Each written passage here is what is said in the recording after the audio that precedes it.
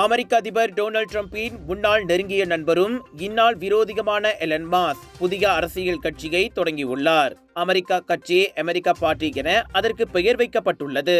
பணவிரயமும் ஊழலும் நாட்டையே திவாலாக்கும் போது நாம் ஜனநாயக முறையில் வாழவில்லை என்றே அர்த்தமாகும். மாறாக ஒரே கட்சி முறையில் வாழ்கிறோம். இன்று உங்களுக்கு புதிய விடியலை தருவதற்காக இந்த அமெரிக்க கட்சியை அறிவிக்கிறேன் என்றார் அவர்.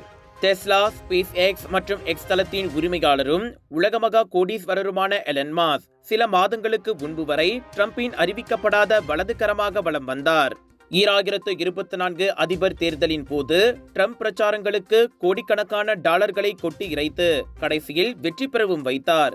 ஆனால் அரசாங்க செயல்திறன் துறைக்கு தலைவரான பிறகு செலவினங்களை குறைப்பதற்கும் மத்திய அரசியல் வேலைகளை குறைப்பதற்கும் எடுத்த முடிவில் அவருக்கும் டிரம்புக்கும் கருத்து வேறுபாடு தொடங்கியது.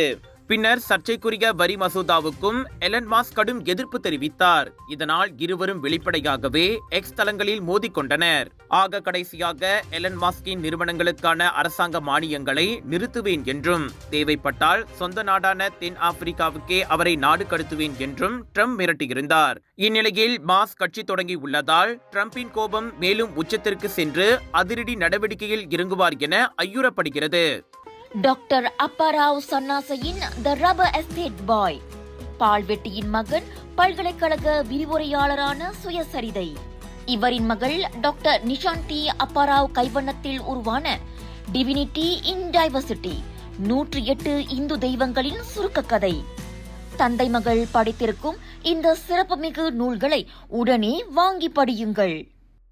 இலங்கையின் சக்தி தொலைக்காட்சியில் த கிரவுன் சீசன் 2 பாடல் திறன் போட்டி பங்கேற்க மலேசியர்களுக்கு அழைப்பு. தேர்ந்தெடுக்கப்படுபவர்கள் இலங்கைக்கு சென்று பாடும் வாய்ப்பை பெறுவர். ஆர்வமுள்ளோர் 2 நிமிடங்களுக்குள் பாடி அதன் வீடியோவை எங்களுக்கு அனுப்பி வைக்க வேண்டும்.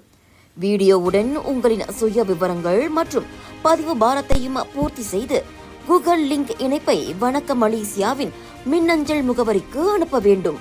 அனுப்ப வேண்டிய இறுதி நாள் ஜூலை 7ஆம் தேதியாகும். இப்போட்டியின் விதிமுறைகள் உள்ளிட்ட மேல் விவரங்களுக்கு திரையில் காணும் QR குறியீட்டை ஸ்கேன் செய்யவும். இந்த அனைத்துலக பாடல் போட்டியில் பங்கேற்கும் வாய்ப்பை நழுவ விடாதீர்கள்.